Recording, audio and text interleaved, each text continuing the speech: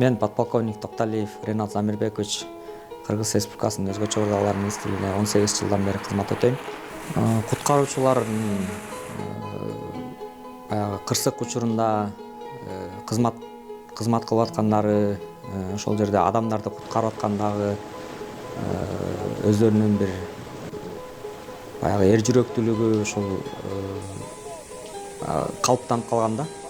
Себеби дегенде мына өзүңүздөргө белгилүү болгондой бизде сел кырсыктары аябай көп болду 24-жылы. Бул сел кырсыктарында баягы адамдарды куткаруу үчүн өз жанын тобокелге салып, ошол жерден өзүм өлүп каламбы, өзүм агып кетсем эмне болот, же болбосо ошол жерден суук тийип ооруп каламбы деп ойлобой, баягы атасынын канынан, энесинин сүтү менен берилген ушул нарктуулук биздин азыркы убакка чейин ушу сакталып келген да.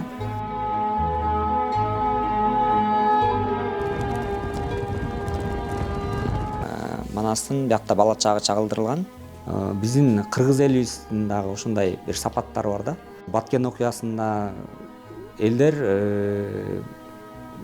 биздин үйгө келип жатып кеткиле деген жазууларды көтөрүп алып чыгышты да.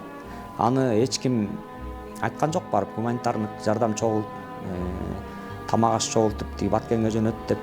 Ушу эл өзү эле баягы ушундай биздин нарктуулугубуз ушунда өзү эле баягы башка кыйын күн түшкөндө өздөрү чогулуп ошол нерсени аткарып жатышты.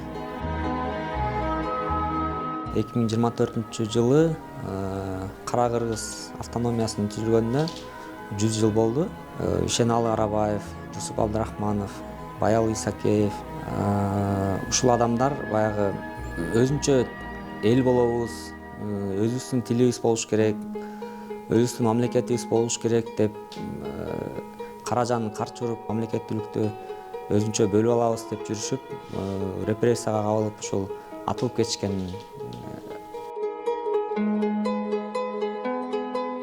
Негизи дүйнө жүзүндө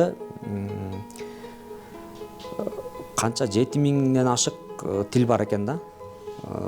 Окумуштуулардын изилдөөлөрүнө ылайык, ошо ар бир күнү 2-3 тил жок болуп кетүү коркунучунда турат экен. Нарктуулугубуз алар жоголуп кетүү коркунучуна жол бербейт деп эсептейм да.